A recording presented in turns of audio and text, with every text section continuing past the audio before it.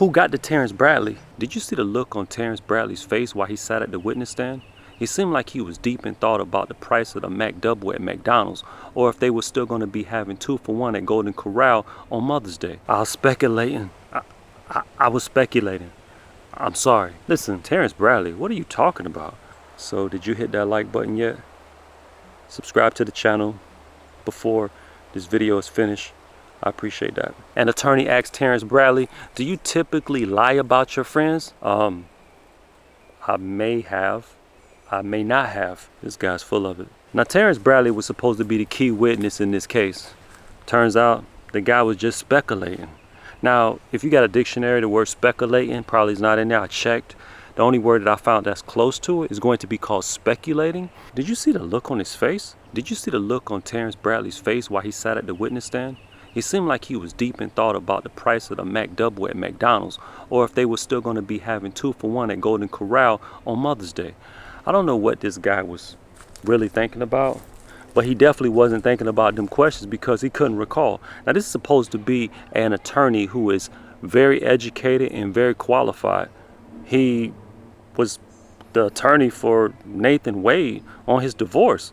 Seems like Nathan Wade's wife probably made out well on that before he got removed from the case. I don't know. But as you saw from yesterday's testimony, Nathan Wade was in the audience. I don't know what was going on by this guy actually sitting there and watching. I'm surprised that it was allowed, but maybe it's not an issue.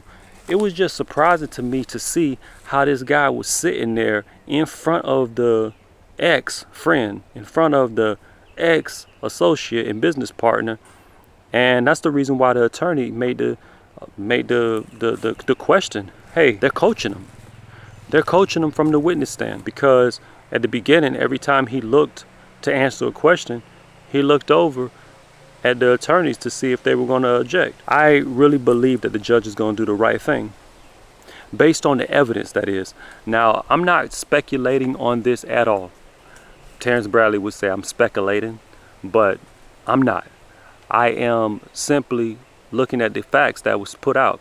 Now, the text messages were words that Terrence Bradley said that he was speculating about, and that he never said that he was trying to throw the attorneys off. He never said that he was lying about it. He just was pressed. Get in the comments section. Let me know who got to Terrence Bradley. Seriously, this guy was shook. He seemed like he didn't want to just answer the questions. The guy knows a lot.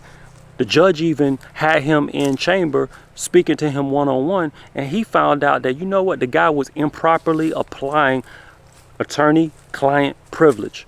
This is the type of information that he said that he couldn't talk about. But the judge, like I said, found that he was improperly using that information. So they brought him in to sit down again. And as he sat there, he couldn't remember anything. And that raises a valid question.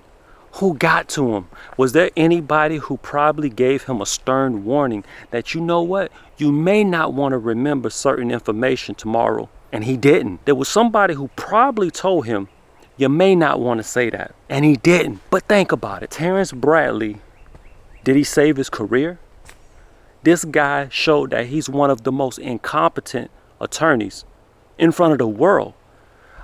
I'm not saying that he's incompetent, but if you got an attorney who can't remember key details on your case and you hire him to represent you, you think that he's going to be giving you the best service that he is possibly able to give? Yeah, of course. He just remembered to the best of his ability. And that's what he did yesterday. Certain information he could not remember simply because he had a lot on his mind.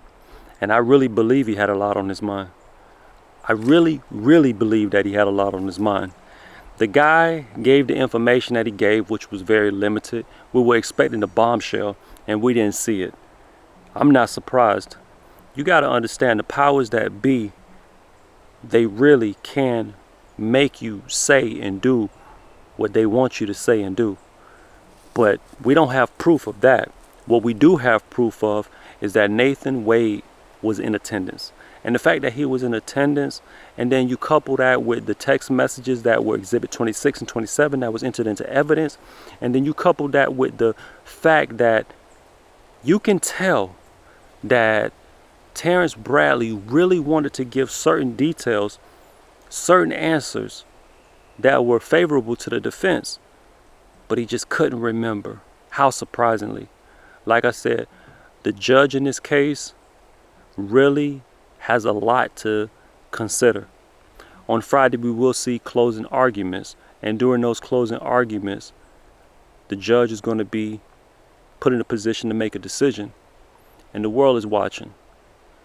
Not only is the world watching, but the citizens of Georgia expect excellence, and in Fulton County, it doesn't seem like they're getting excellence, but the judge can make sure that that is restored. Now, it's not up to me to say if Terrence Bradley embarrassed his entire lineage, but I'm just going to say that he really didn't put on the best display of a man of character. He couldn't remember anything, and he seemed to know a lot. You know, there's a big difference between yes and no. There's a big difference between I don't recall. That's almost like I don't remember. That's almost like I don't want to say. That's almost like that guy over there in the audience, Nathan Wade. He knows what I should and shouldn't say. And I gotta live here. And I gotta work here. And I got a family here.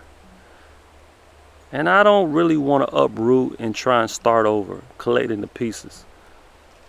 Terrence Bradley, he was put on the spot for real several times. And it's kind of unfortunate, but you know what? That was his bed and he laid in it. Friday, Fani Willis case will continue and we'll be on it. Like the video, share the video, and stay tapped into the channel because I got more content coming out soon.